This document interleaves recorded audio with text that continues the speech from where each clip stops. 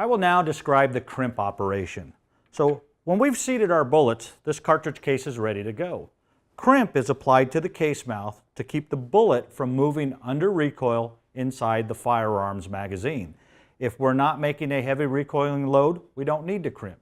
But if it is a heavy load, we do need to apply crimp. So you're going to take your cartridge case, set it back into your shell holder.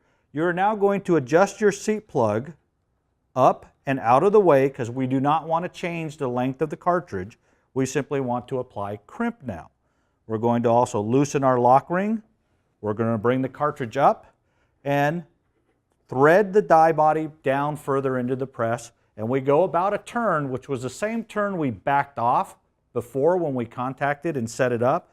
We're now bringing it down, so the sizing die crimp shoulder is now in contact with the case mouth of the cartridge. We're going to lower the cartridge away, give the die body about 1/8 of a turn, and I'm going to feel some slight resistance on the press handle.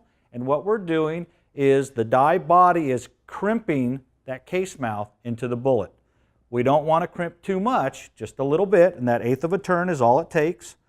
Once that's adjusted properly, and you can look at it, and you could typically see that slight crimp. If you could see a lot of crimp, you typically crimp too much. So if that's what we're looking for, run it back up in there. Screw the seat plug back down now. So we're just bringing it back to where the bullet was. So if you wanted to seat and crimp in the same operation, you would take your next case, set it on there, take your bullet, and you would be seating and crimping in the same operation.